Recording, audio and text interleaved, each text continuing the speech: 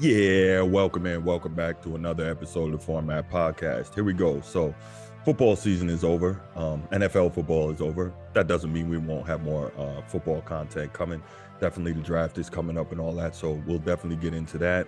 Have some guests coming up. So, we're going to discuss some good NFL content. But for now, it is basketball. And I got a pretty interesting episode today. So, stick with me. But before we do that, you know what it is. If you haven't already, go ahead, click that like, that subscribe, and that notification bell on your screen so you can be made aware anytime new episodes come out and you can stay up to date on the content that we're giving you. Also, if you want the audio-only version of the podcast, then go ahead, open up your audio podcast platform, hit the search bar, type in the Format Podcast, do a little search, we should come up. Please give us that 5-star review. Make sure you share it with your friends and leave a comment. Either here or on YouTube or on your audio podcast platform. All that stuff helps us rise in the algorithm, helps more sports fans find us, helps us find more sports fans, and let's get right to it. So, all right, I consume a lot of sports media. Number one, I am a journalist. Number two, I love sports. Number three, at times I am a sports journalist. And of course, I'm a podcaster and a YouTuber. So I consume a lot of sports media to kind of stay on top of what's going on and also use it to kind of, spark my own brain, what I think on different topics and stuff. Because sometimes you hear something that maybe you hadn't thought about and you thought would make an interesting topic. So with that said, listening to a show that I really enjoy, the Colin Cowherd podcast. You've heard me mention Colin Cowherd before. Now, I think he's a smart guy. I enjoy listening to his shows, etc. He definitely makes me think about different things, but I don't always agree with him. And this is going to be one of those cases. And so with that, I think the first thing I'm going to say is recency bias has to stop. It just has to. And what am I saying when I say recency bias? We got to stop this business of everything that's happening now, everything that's new is the best thing ever. And just because it's new, that means it's automatically better than the stuff that came before. Now, if you're talking about technology, okay, a new cell phone came out. Obviously, it's probably going to be superior. There's new tech inside. It can do things that the previous versions couldn't do, right? Okay, and we can see from a very objective standpoint that, for instance, the Samsung Galaxy S23 Ultra is going to be a superior phone to the S10, right? Just because it's simply able to do so many more things. Okay, cool. Now, when it comes to sports, that becomes a whole lot more objective. And I think that you get a lot of people in the sports media who are afraid to stand up and say that the newest thing isn't always the best thing. Right? If you're in the sports media, I think a lot of people, sports media and media in general, don't want to be seen as the old man, get off my lawn, yelling at clouds and all that stuff, because they don't want to lose access with the younger players. They want to be able to plug in with the younger fan base, which is where most sports leagues are trying to trend towards, because the younger fan base is going to be around longer, and that's the demographic of social media, etc. Okay, cool. So me, I really don't care about any of that. Maybe I don't have a big enough platform yet. I don't know. I don't care about any of that. I care about telling the truth as I see it, right? And generally, being objective and being a logical type of person, to me, there is no my truth, your truth, his truth, her truth. There is the truth, right? I don't care if you think 1 + 1 = 5. It doesn't matter how you see it. It doesn't matter where you came from. It doesn't matter what shapes your perspective. At the end of the day, 1 + 1 is 2. That's it. It can never be 5, no matter what you think. So there is the objective truth and there is what people think. Okay, cool. So when I say recency bias must stop, this business of all the newest stuff is the best. And so I heard Colin Cowherd say some things that were kind of interesting to me and really got me thinking, right? Now, obviously, one of the biggest things is today, February 17th, is Michael Jordan's 60th birthday. February 17th, 1963. Michael Jordan's biggest birthday, 60th birthday. Happy birthday to the greatest, hands down greatest. Yes, I said it. Let me say it again. Hands down greatest basketball player to ever grace the hardwood, Michael Jeffrey Jordan. His 60th birthday. So, of course, there's been a lot of discussion over the last few days, Jordan and LeBron. And, of course, last week, LeBron breaking Kareem Abdul-Jabbar's all-time NBA scoring record. So, you still have this back and forth. To me, as I've said many times, there is no debate. Michael Jordan is clearly the greatest of all time. But anyway, so that gets kind of people talking. the modern NBA era of basketball. And a lot of people say that this is the best era. The players are most skilled, blah, blah, blah. So anyway, here's what Colin Cowherd had to say on this topic. And we'll go ahead, we'll listen to that, come back, and then we'll talk about it. No particular order, the 12 greatest basketball players I've seen based on production, winning, skill level, replaceability, uniqueness. LeBron, Steph, KD, and Giannis are all in it. I think Giannis, if you look at guys of his size, his ability to bring the ball up the floor, hit a jumper, he's the best player in any given moment in the NBA on both ends of the floor. Steph, LeBron, KD, and Giannis. I think KD in a one-on-one tournament would be the greatest NBA player of all time. He could dribble past the bigs. He could shoot over LeBron or MJ. I think KD's an all-time talent. The others are Shaq, Kobe, MJ, Wilt, Kareem, Duncan, Bird, and Magic. I didn't see Russell play live. He was limited offensively, did not watch Oscar Robertson. Akeem, Barkley, Dr. J, all very, very good. But those are the 12 greatest basketball players I've ever. So Colin Cowherd just now named the 12 best basketball players of his lifetime, in his opinion. And he says 4 of them exist in the modern NBA. Now, I can't agree with that. I just can't. So he says, which of those 4? LeBron, KD, Steph, Giannis. You heard that. Okay, so first thing I'm going to say is no. Those 4 are not 4 of the top 12 players of all time. And I'm going to get into why real quick. Now, it's a very difficult argument to make that LeBron is not a top 10 player. I've said previously that I don't have him as a top 10 player. With what he's done and what he has been able to achieve in his career, it's becoming seemingly more and more ridiculous to hold that stance. I got to go back, reevaluate my top 10. He probably gets into the lower half of the top 10 for me now. Definitely not top 5, but that's a whole different story for another day. So I'm going to leave LeBron, right? Okay, LeBron clearly is one of the top 12 players of all time based on what he's done. If you base it on skill set, I don't know, but based on what he's been able to accomplish over his 20-year career, it's probably kind of ridiculous and unfair to say he's not a top 12 player of all time. So I'll leave that alone. Next up, Kevin Durant. You heard what Colin said about Kevin Durant being an all-time great scorer. And again, by the numbers, he is. But this is where the people who say that today's NBA is so much better and the players today are so much more skilled, et cetera, have to take into effect degree of difficulty.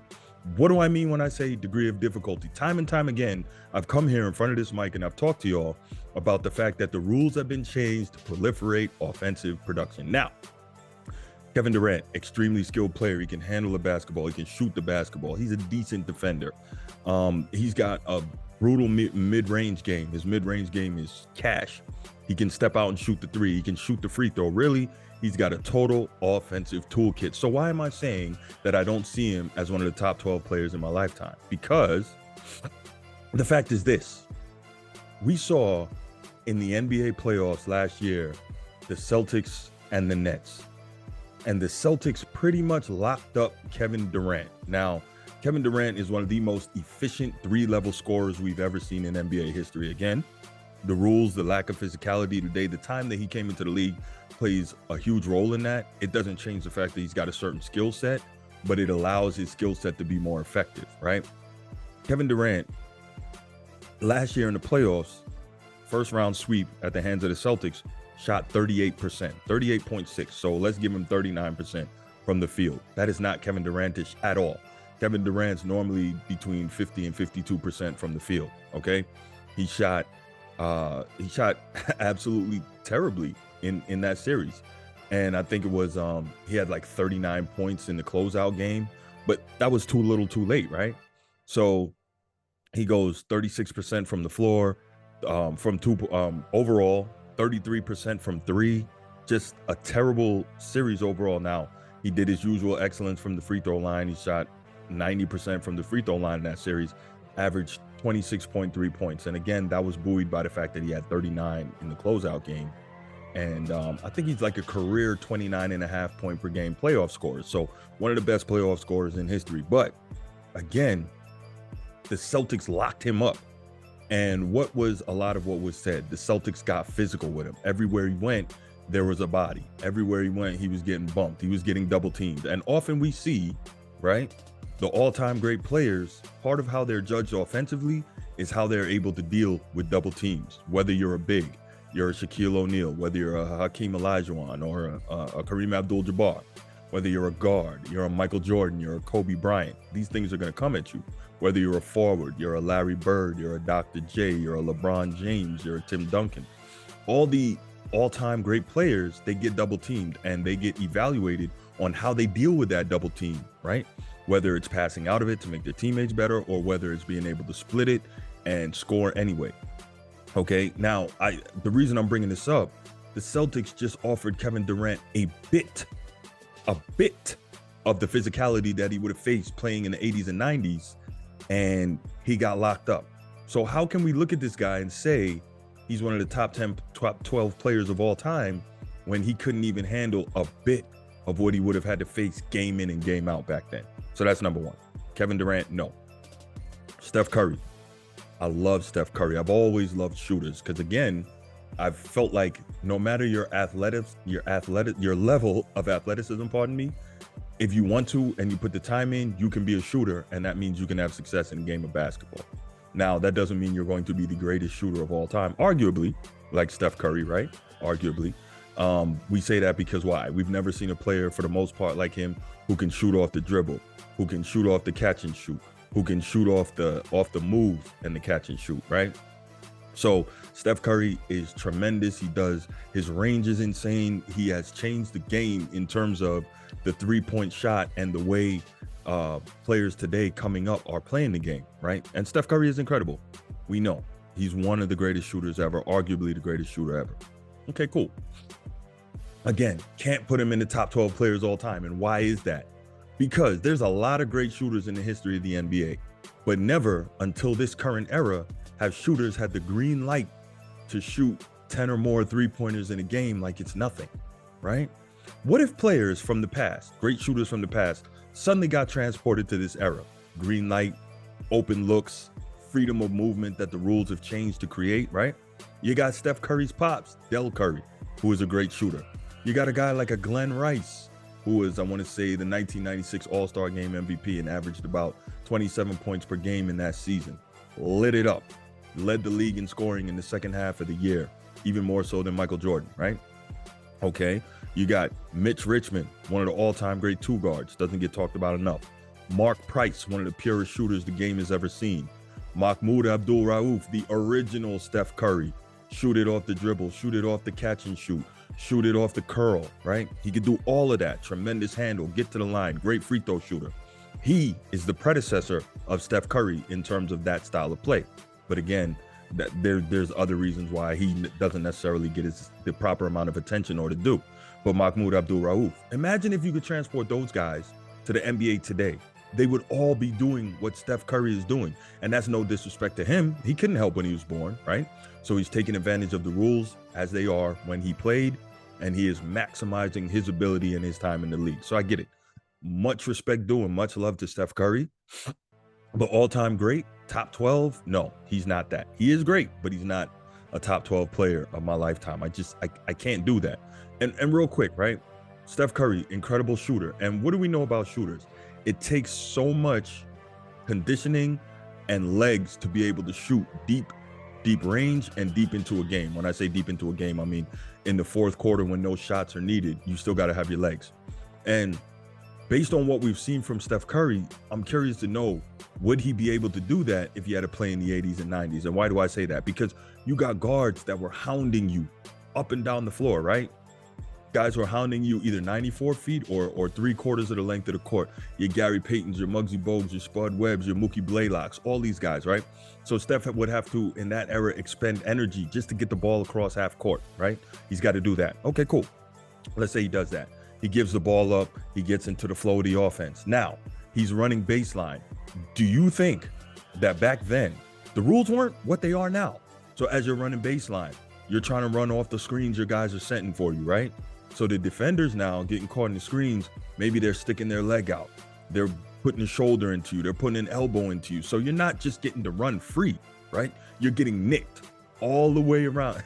I didn't mean Knicks like New York Knicks, but that was one of the teams that would do it to you. So as you're running that baseline, You're getting nicked. You're feeling the contact. You're not just running free. All these things are going to wear on you as the game goes on, as time goes on. And the question now becomes, do you still have the legs to shoot the way that you are capable of shooting come deep in the game, fourth quarter, when it's on the line and they need you to make those shots? Reggie Miller had those legs. Like we talked about, Mahmoud Abdul-Rauf had those legs. Ray Allen had those legs. So you got to wonder. And again, this is not a knock on Steph Curry. It's simply the fact that he's playing in an era where he doesn't have to deal with these things. Okay, this is why I can't put him top 12 of all time. Now, next up, Giannis. Incredible player. Y'all know, if you listen to this show, I love Giannis. I think he's great. I think he's an all-timer. Top 12? Nope. Why do I say that? 6'10", 6'11", power forward. I love the fact of what he's built his body into over his time in the league. I love the fact of his effort on defense, his effort on offense. It's seemingly his effort on every play. I love the fact of what Giannis has become, starting the league as a 6-point per game guy, right? A beanpole, a skinny guy. But now we look at him and, you know, he's a quote unquote Greek god, right? He's an Adonis. Got it. He puts all the work in. But if he played back then, would Giannis be handling the ball at 6'10", 6'11", bringing it up the floor? Yeah, I don't think so. Because either those little pesky guards are going to take it from him, or his coaches aren't letting him. So now Giannis has to learn how to play on the block, and he has to become a dominant post player. Now, if that was the case, I believe that with Giannis's mindset and his constant effort and his desire to want to be great, he could become an excellent post player. But just from what we've seen, does he possess the skill set to do it? The will is one thing, the skill is another. Does he have the skill? So again, I love Giannis. I love what he's become. I love the work he's put in, and he just keeps getting better. But again, top 12 player of all time, can't see it. So this is where I get frustrated. The recency bias is nobody wants to be the guy who's making a top 12 list without putting in a few of the players from today. And so I'll give you LeBron, but the other three, Kevin Durant, Steph Curry, Giannis, I can't do it. So what I want to know from you is, am I crazy for not putting those guys in my top 12 list all time? What do you think about it? Leave a comment in the comment section. Hope to hear from you soon. And I'm out. Peace.